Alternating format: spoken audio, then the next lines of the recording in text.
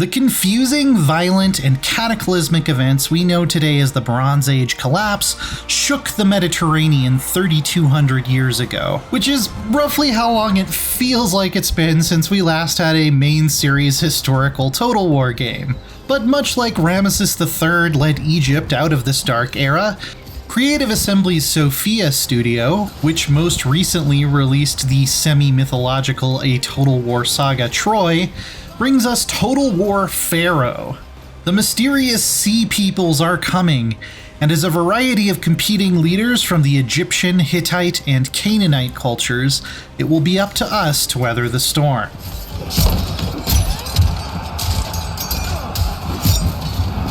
While we haven't gotten to see the campaign map yet, I was able to get a few details on it. We'll fight over the Nile Valley as far south as Nubia and Kush, modern-day Sudan basically. Heading north, we'll get to explore Canaan, the region we usually refer to today as the Levant. Opposite Egypt, across the sea, we'll also get to battle for Anatolia, the peninsula today which makes up most of modern Turkey. We won't be going as far east as Mesopotamia, so don't expect to be tangling with any Assyrians or Babylonians, but the developers were quick to point out that this is a full-fledged main series Total War game, not a saga, so we should expect sandbox gameplay and a scope similar to Rome 2 or Three Kingdoms. Finally, Ramesses III has cornered another pretender to the crown. While the marketing for Pharaoh centers on Egypt, there is no faction called Egypt to begin with. Similar to Three Kingdoms and Troy, each faction is organized around a specific historical or semi-historical figure who is in a position to potentially unite their culture under one rule. For the Egyptians, this obviously represents the ambition to become Pharaoh, including the historical winner Ramses III. The Hittites in Anatolia have an equivalent office called the Great King, and the Canaanites are kind of stuck in the middle of it all, just trying to survive. There's quite a bit more variety than just those three cultures in terms of available units, too. Egypt, by itself, has 4 different regions with their own local native units to recruit, in addition to a base roster tied to your starting character, which is always available. You have Lower Egypt, Upper Egypt, Nubia and Kush in the far south, and the Western Desert on the outskirts where the most rugged and hardy warriors are available. The Hittites will be able to recruit from other Anatolian people like the Phrygians, and the Canaanites have 2 subcultures with unique units that represent the more settled city-state dwellers closer to the sea and the pastoral hill folk of the east.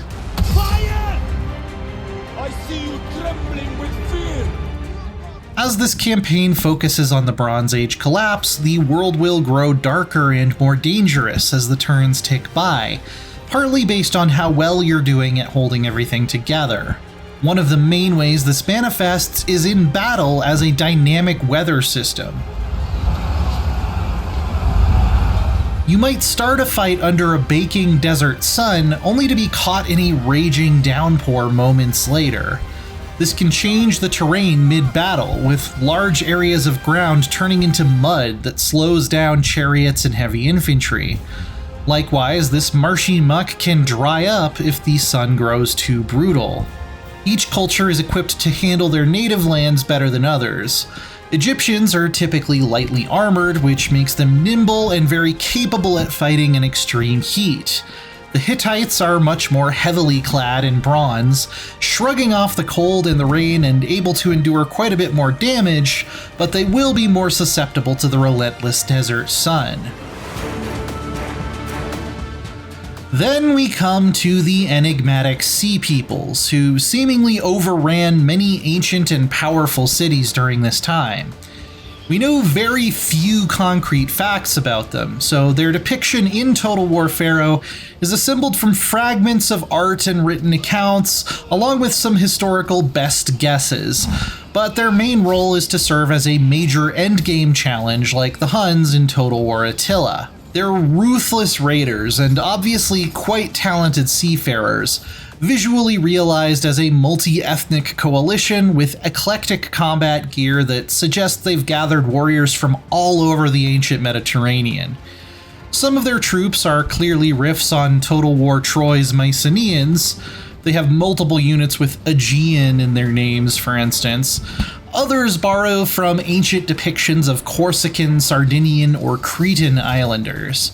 They won't be playable at launch, though the DLC roadmap promising multiple faction packs makes me think that's likely to change. Back on the battle side, the siege AI seems remarkably competent for once, though the city defense I played saw the entire opposing army retreating almost the second their general died, despite making it past the walls and still outnumbering us. Total War Pharaoh is promising more granular, customizable difficulty settings for campaign and battles than ever before, though. Another addition is the ability to damage enemy armor over the course of a melee, with units like clubmen being particularly good at this. We're still living in an era without battlefield cavalry, like in Troy, so chariots are your fastest and smashiest units. We're also getting some new stances that cut down on micromanagement for infantry a bit, including one where you can tell them to simply advance until they run into the enemy and then attack. From what I've gotten my hands on so far, Total War Pharaoh doesn't feel like a revolutionary step forward for the series. Not yet, anyway. But I really look forward to seeing more of the campaign. This is an era I find especially fascinating, and the fact that we know so little about what actually happened is both a challenge and an opportunity for Creative Assembly. The path ahead lies clear for us to claim the title of Pharaoh this October. For more on Total War, go check out our review of A Total War Saga Troy. And for everything else in the world of video games, stick with IGN.